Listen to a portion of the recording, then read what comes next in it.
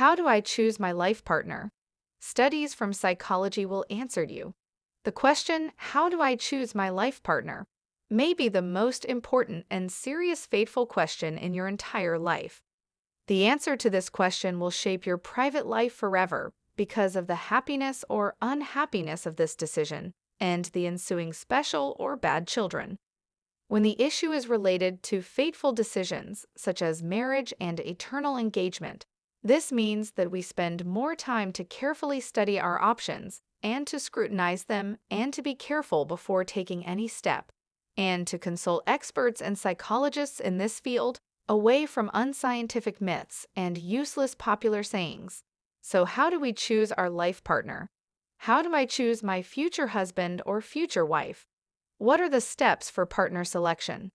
What personality traits should I consider when answering these questions?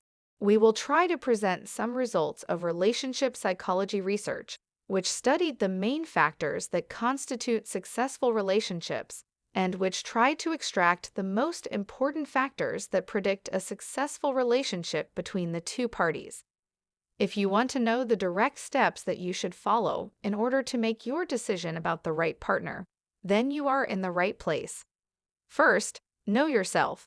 This advice may be cliched or a bit cliched, but it is, in fact, important in the context of human relations, as we cannot communicate well with another person if we do not know ourselves and do not know how to present it to him. One of the intriguing paradoxes, according to relationship psychologists, is that a prerequisite for true intimate contact with the other is our ability to be alone and connected with ourselves.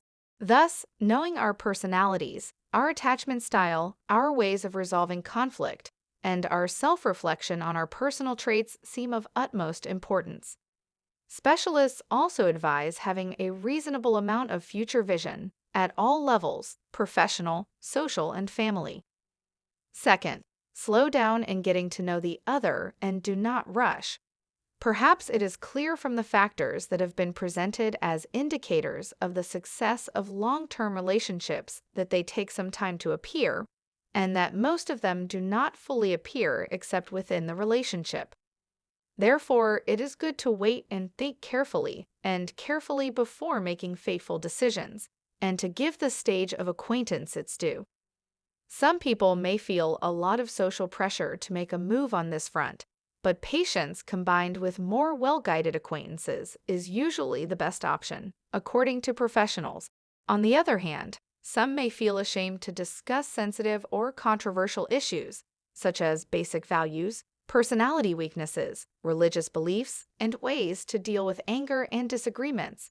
But these difficult discussions and going to their extremes are what creates deep and real understandings in most cases.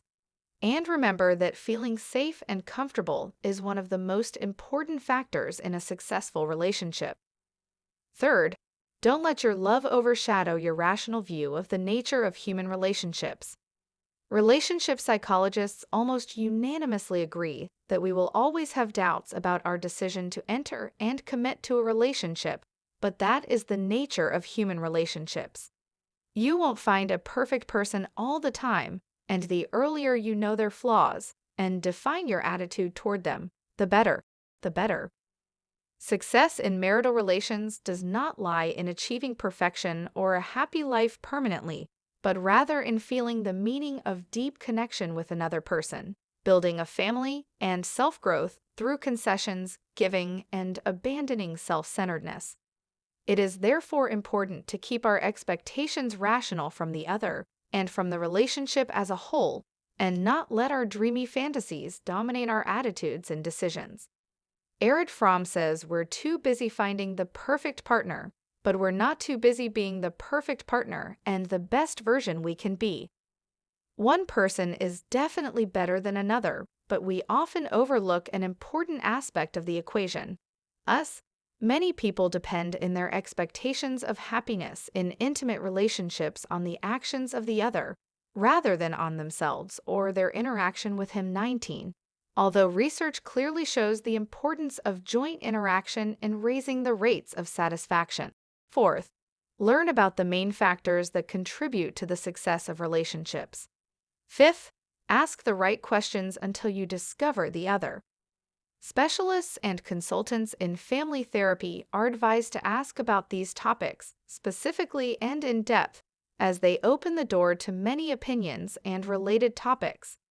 This, in turn, will make communication during the period of acquaintance or choosing a life partner more feasible and effective.